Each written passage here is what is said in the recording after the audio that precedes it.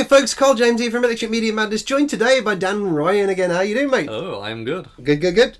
We are here for a very interesting discussion because some lucky boy has recently had the opportunity to go and see 2001 A Space Odyssey in London, the BFI IMAX. The biggest cinema screen in the UK.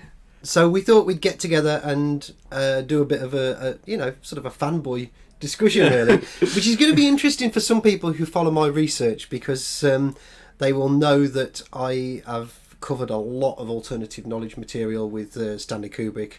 I'm not going to get into that today. I am going to point to people where people can look at that stuff, but it's very much going to be a fanboy thing. I was a Kubrick fan years before I was even into my alternative knowledge research, so it's something I did a lot of flavour to, but it hasn't diminished my appreciation of Stanley Kubrick. So that's what we're going to how we're going to look at him today and how we're going to discuss the film. But first of all, before we do that, I'll just tell people where they can go and have a look at my stuff if they're not already aware of it. Principally, the main areas is my books, Science Fiction and the Hidden Global Agenda, volumes 1 and 2. Most of the Kubrick stuff is in volume 1. There's a lot of stuff in there about Stanley Kubrick. I do touch him on in volume 2 as well. If you want to go over to my alternative knowledge research YouTube channel, the TS Guide, I have a talk that I did a number of years ago now. I think it was around about 2015, was it? Something like that? Yeah. At Truth Just Birmingham. It's broken into 2 parts there. It's called the Kubrick Conundrum. I'll put all the stuff up on the screen so you can see that. Also on that channel is a recording of an interview that Mark Devlin did with me on Good Vibrations, his podcast channel. Please go and check out his stuff. His book, Musical Truth 3, is out now at the moment as well, so please check that out. A plug for Mark, because it's something really worth checking out. So I'll put up the link for that as well, and I'll put the information on the screen for that. Mark Devlin interviews Carl James. Kubrick Decoded, that one's called. And then I also did an interview with Richard D. Hall on Rich Planet TV several years ago. It's broken into 4 parts on there. I think it's called Richard Hall. I think it's called Carl James on Stanley Kubrick. It's in 4 parts, that is. Some people have uploaded it again to their other YouTube channels. Some of them have got a hell of a lot of views, and they've edited it together into like a complete 1 hour block. But I really do appreciate people going to Richard Hall's YouTube channel. Go to the website as well, richplanet.net. And check out the 4 parts there, because obviously it's Richard's channel, it's Richard's interview, and we need to show our support for Richard as well, don't we? So so that really covers all of that. So we're going to go into, first of all, what we'll do. I don't know if you want to tell your little story about how this came about, how you was going to see this. Well, it wasn't particularly well advertised at all. I was like, I want to go see some at this cinema. And then I was looking around, and because it's owned by BFI but run by Odeon. Yeah. So Odeon hadn't updated that far yet. I saw there's like a bunch of BFI cinemas in London, so I was like, oh, I'll have a look what they're showing. Go on there. I'm like, ooh, 2001 A Space Odyssey. Yeah. Around the time we were planning on going as well. Yeah. And very fortuitous, wasn't it? Literally, yeah. And it's so cheap, £8 for a ticket. Wow. £8? Yeah, that is really, really damn good. It costs more than that, just go to a normal cinema, doesn't it? Yeah. It's normally £25 for a ticket at that cinema. Yeah. £8. Wow, I'll take that's it. Good, Yeah, the screen's huge. Pictures, videos, anything. They do not do justice. Like, I'm walking in there, the screen is in front of you, I'm just like, looking up. Where's the top? Where is it? Yeah. I believe it's 20 metres high. And 26 metres wide. Yeah. So it's huge. Yeah. It's really...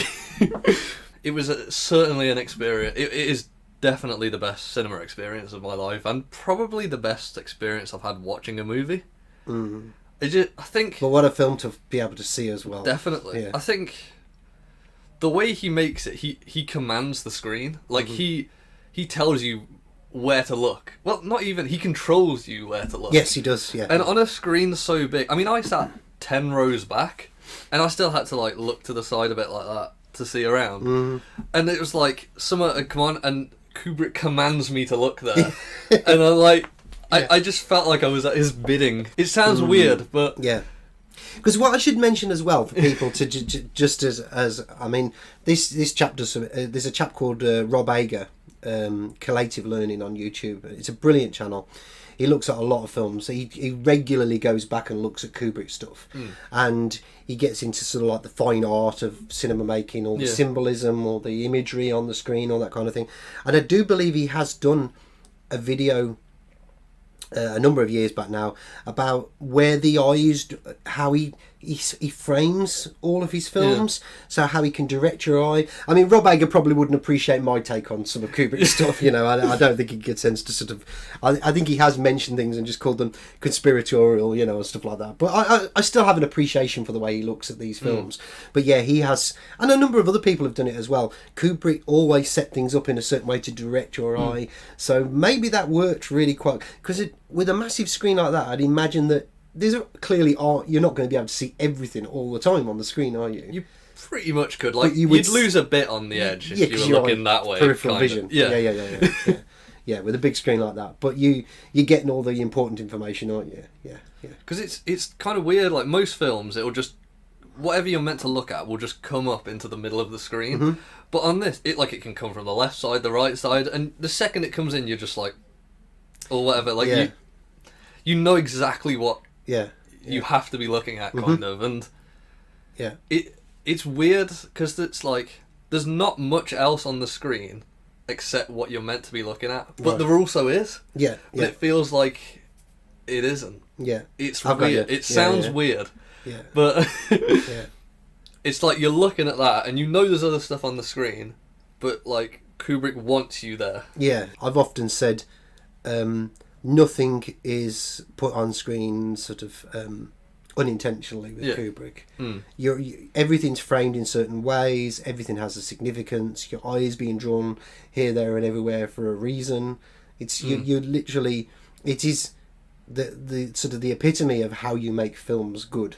You know, it's drawing your eye all over the place. It's taking you, it's guiding you through the snow maze, effectively, in The Shining. You know, it's guiding you and getting you lost in it completely. And that's the way, you know, he's the master, he's the director, he's the one who's taking you on this journey. You know, and I would imagine, because I obviously didn't have the fortune of seeing it in IMAX, but I would imagine that was magnified tenfold when not you know, in terms, but also figuratively as well as literally.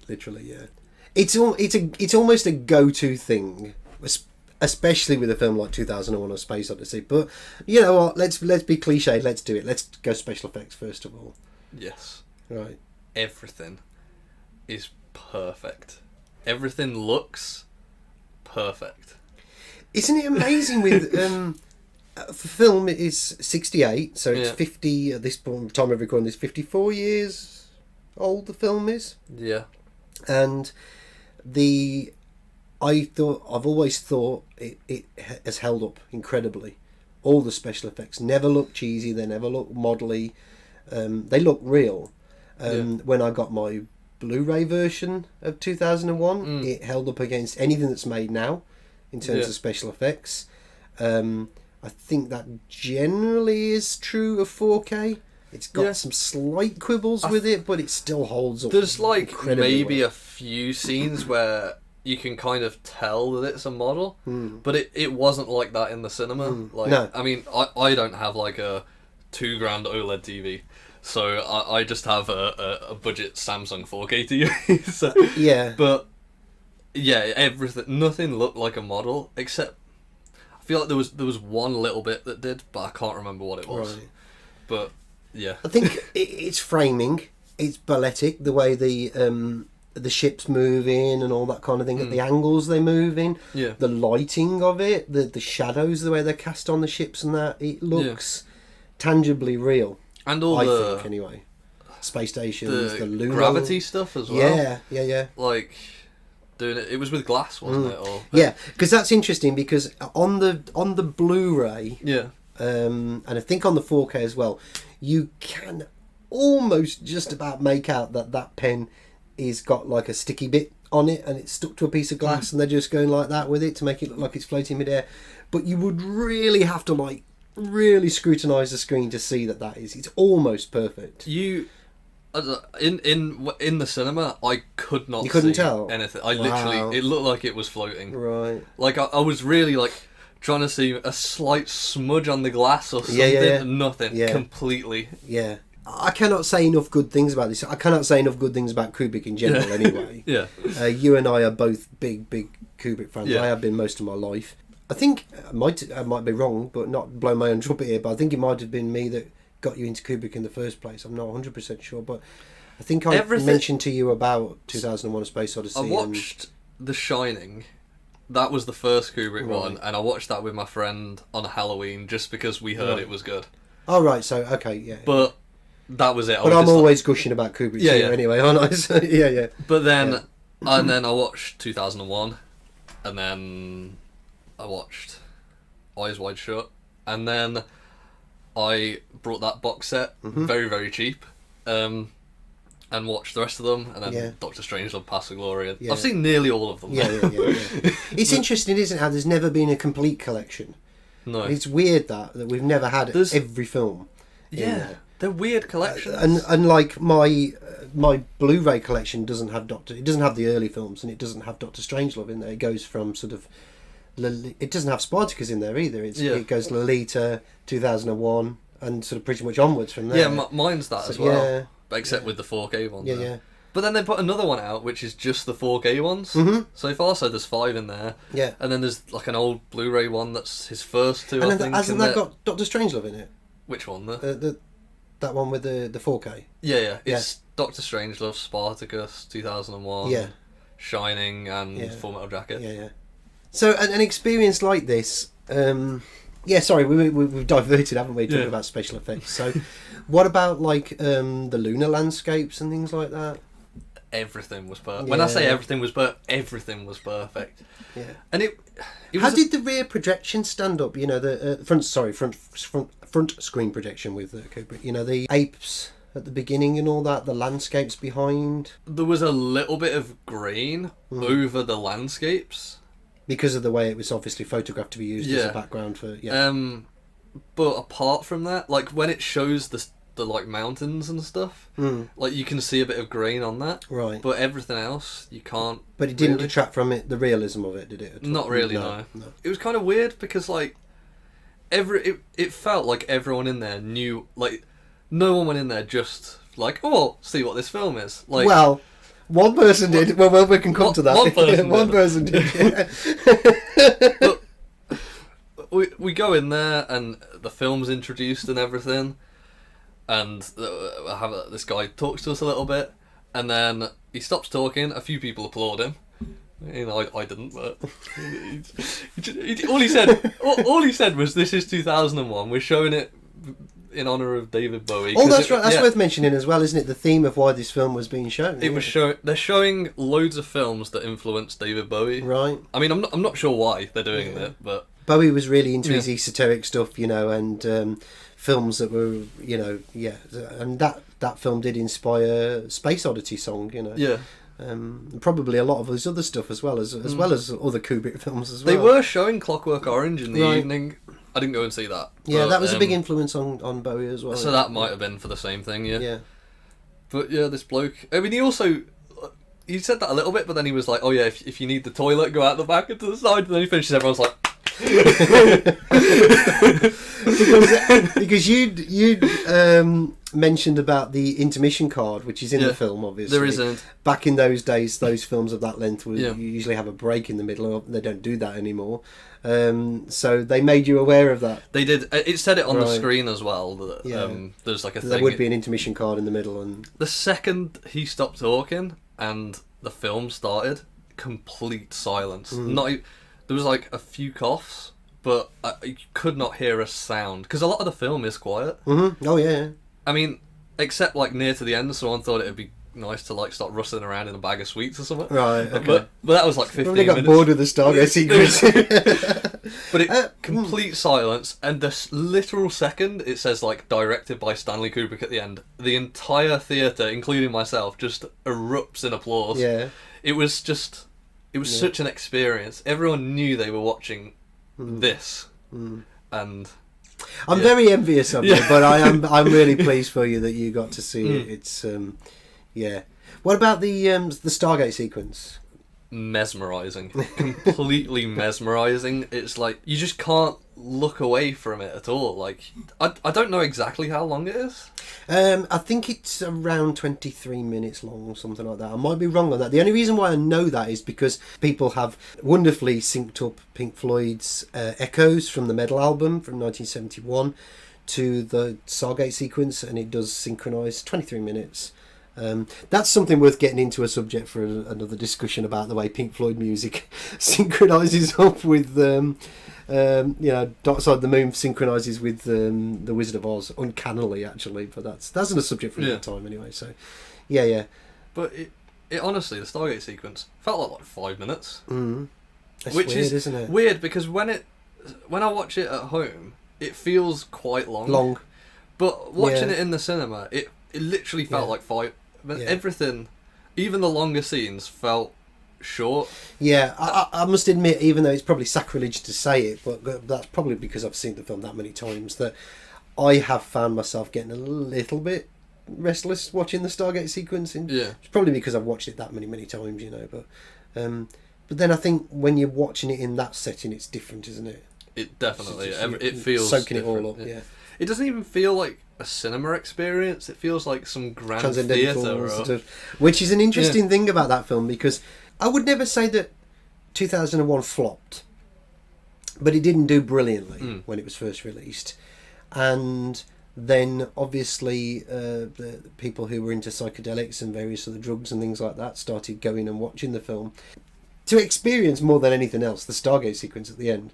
So they just have like this complete transcendental, out of this realm experience. Like they just looked into the face of God kind of thing. Which I'd imagine if you were on that stuff, then watching that, then you almost certainly would be thinking that.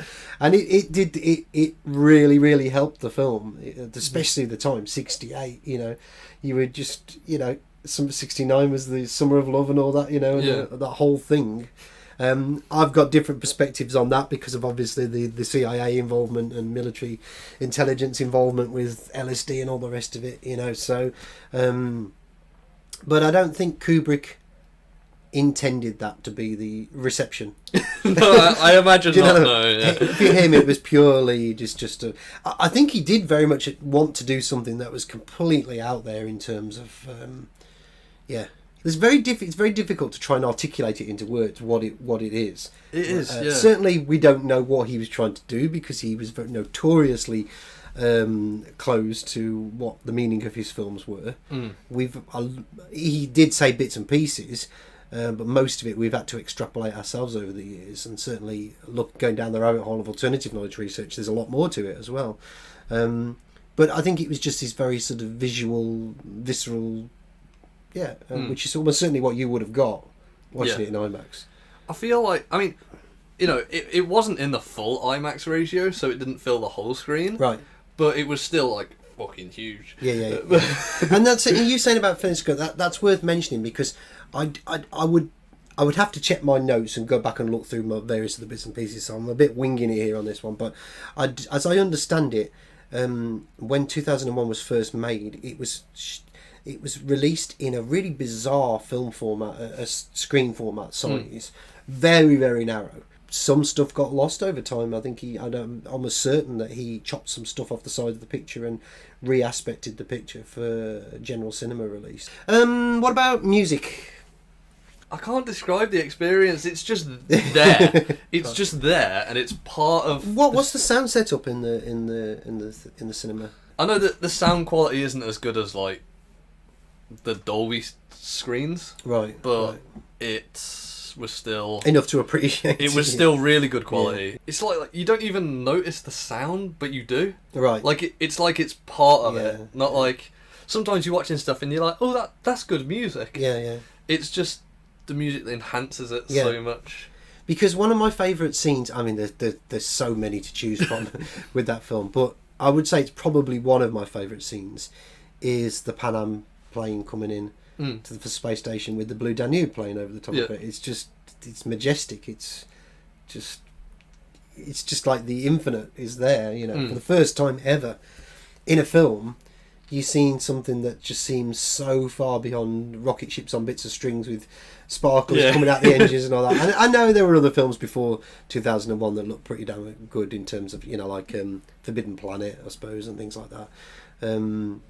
But yeah, for me, it's the first time it seemed plausibly real. The scene that I thought was probably enhanced by it the most was when he's shutting Hal down. Right. Because it's like you just hear the breathing and then Hal, incredibly well voice acted. Mm-hmm. It's it's actually quite horrifying when you think about it. Yeah. But it was enhanced. My mind is going. Yeah. I'm afraid.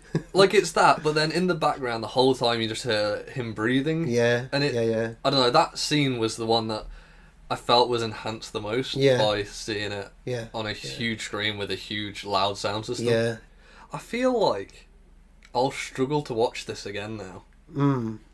Like just on my TV. Yeah.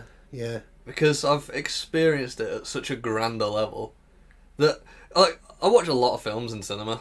Like, since I've had the pass thing for my local cinema, I've been like 70 times in the last 9 months. You've become quite a cinephile, haven't you? Which is great. It really is great in that respect. I mean, I think it's not just a case of you're just becoming a film junkie and you're just coming. You are actually. I'm starting to see how you're really starting to appreciate the art involved, and the subtext, the deeper meanings in these films, which is great, which is really good, because that's the path that I think a lot of people should go down when they're watching films and television shows and that. We need to understand, especially with somebody like Stanley Kubrick, people, it isn't just, films can be enjoyed in that way. Obviously, I do it, you do it, but people have got to start to appreciate that there are messages. There are things being conveyed. This is something that I've talked about a lot in my research, and Kubrick was very, very good at doing that. A lot of it's left to interpretation, as always, but a lot of it's pretty clear. Certainly, it's pretty clear what Kubrick was saying in Eyes Wide Shut. Yeah.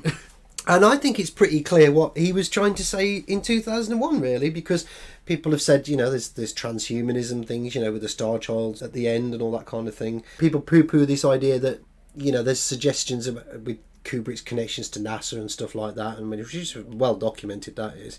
But people forget that there is a NASA cover-up in this film. There is actually the monolith on the moon, and the cover-up of the monolith in Jupiter's orbit, the Lagrange point. They openly talk about the fact that they are keeping this secret from the Russians. They don't.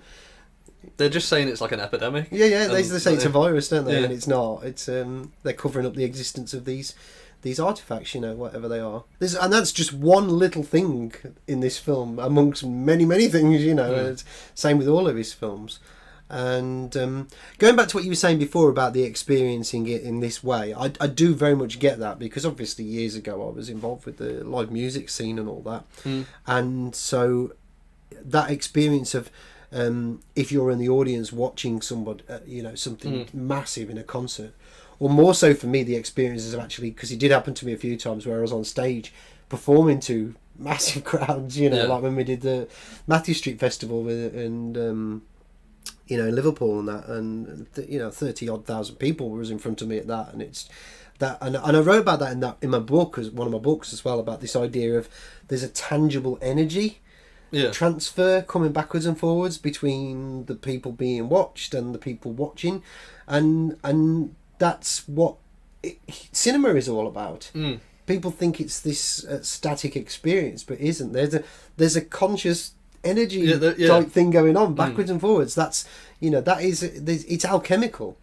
Kubrick was very aware of that, and when you're seeing a film like this in that way, you're getting the full whack.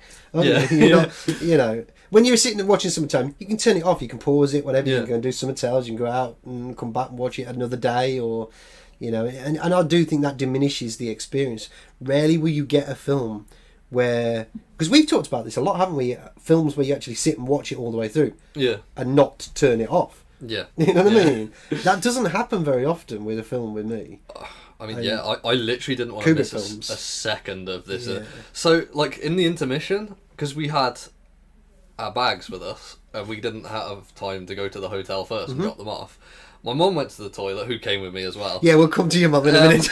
That's great. In the intermission, and then she came back just as the intermission was ending. But I have the bladder of an infant child, so I also had like this giant litre drink, because of course I did. And then I had to go to the toilet. What I didn't realise was that there was some toilets right outside the door. Right, okay. Out the back, because you come in the front. Yeah. But there's two like doors at the back, and I didn't realise there's like a, because they were like, oh yeah, there's a toilet by the elevator. I didn't see an elevator, so I'm like, okay, I guess I need to go down these stairs. So I go down these like 6 flights of stairs, and then I'm at the main entrance area at the bottom. So on your way out. Yeah, so I go to the toilet down there, and I'm just like, oh god, I've been a bit. So I just like sprint up the 6 flights of stairs again to get back to the film, and I come back to my seat. So this is actually while the film was on. This was just after. Okay, so I'm like, I come back to my seat. I'm like, don't want to miss any. Yeah, literally. My mum was like, what's wrong? Like, just ran up the stairs. Just ran up the stairs. And then as I'm running up the stairs, this woman was like, oh, you're looking for the toilet? I was like, I've just been down there. She's like, oh yeah, there's some there. Like, great. I mean, we should mention about your mum as well, because I was like, when you come back, because my mum, some people said to me, well, were you going to ask Dad about the film? Are you going to talk about the film and all that? And I says, I'm really not that interested, even though initially knowing what you thought about it. I want to know what his mum thought of it. Because she hadn't seen it before. She watches a lot more mainstream. She doesn't tend to watch stuff that's really out there as much as we do. Some would argue that 2001 is an impenetrable film. I don't think it is. I think it's there's a lot to understand there, but you just got to be open to it and understand. So I really thought she'd think it was crap, or she was bored to death, especially the Stargate scene, because I couldn't wait to see what she thought of that. But she really liked it, and she got sucked in just like everyone else. Yeah, and she didn't think that bit was that section of the film was boring and dragged on, or anything. She didn't think any of it was boring. Yeah. Maybe that's a testimony to. I mean, you could argue that it's a testimony to seeing these films in this way. Or is it more because it's a Kubrick film? I think it's more because it's a Kubrick film, personally. But I think it's a bit of both in this situation. Yeah. I was a lot more sucked into it than I would have been watching it at home. But I mean, maybe that's because I've seen it a bunch of times, and every time I watch it, like, this experience is kind of the same. See, I don't understand why some people go and watch certain films in IMAX. It just completely baffles me why you would. Some films, I'm completely baffled why people even go and see them at the cinema. You know, I've probably seen a fair few. Yeah, I know. I probably have myself over the years. But I think formats like that, settings like that, are made for certain types of films, and Kubrick films. I mean, I don't even think some of Kubrick's other films would be as suited for that. I mean, people would be, if you're a real cinephile, you go and watch Lolita or something like that, or Eyes Wide Shut, for example. Yeah. But is it really worth going to see them in IMAX? I mean, because I was thinking like Clockwork Orange as well. I was like, the experience sounds like it'd be nowhere near as good as 2001, because it's not like a whoa. No, it's a different type of film, isn't it? Yeah. It's got a lot of starkness to it, a lot of and the starkness to 2001 as well. But you see, I tend to think A Clockwork Orange is more homespun in the way it was made. It seems much more small scale as a film to me. That's my own personal take on it, than that 2001 is grand and majestic and big. It's made that way. Probably, I think maybe the closest of his other films to that you could possibly argue would be like Full Metal Jacket and maybe Barry Lyndon, you know, because of the landscapes and definitely Barry Lyndon. Yeah. The other films are much smaller in tone and scale and that. So I don't really see the point in seeing it in my IMAX. But I mean, to be each honest, to their own, though. You know, I feel like every film is enhanced in cinema, regardless of how grand it is. Anyway. Yeah. But some do more than others. So. Yeah. But what I was going to say earlier was because I've seen that many films in cinema, and like I watched them in cinema. It's great. Even like Dune, which I travelled reasonably far to see in Dolby twice actually. That was really good in cinema, and watching it at home, it's still really good. Yeah. But 2001 was so. It's something special, isn't it? I feel like I will struggle to watch it at home now because of the experience that I had there. Continuing the musical analogy I gave earlier, it's very similar to like when you go and see, I don't know, something that you've been a fan of all your life musically, or a band or whatever, and you go and see them and it's the last time that they're ever going to perform live, or something happens to the artist and they die and you don't see that. I mean, I don't hold music in this high regard that I used to now, obviously, because of my alternative knowledge research. I've got different perspectives on it now, but I do think there is a comparison there. You go to a massive concert and you see somebody, you know, it's not the same as going. I saw Bowie live in Birmingham, and you know, that experience of seeing him live is nothing like listening to him on an album or watching one of his concerts on the television, or it's totally out there, different experience, you know. It was fantastic, you know. And I think there are moments, ways in which you experience a part of the media. It's made for it, isn't it? 2001 is made for that. It's So, is there anything else you want to say, really, before we wrap things up? No, I've just been like perfect. Yeah, that's okay. Yeah. So, just if you ever get a chance to see it in cinema anywhere, I would recommend it, even if you have to travel far. I mean, I had to travel like 120 miles or something for it.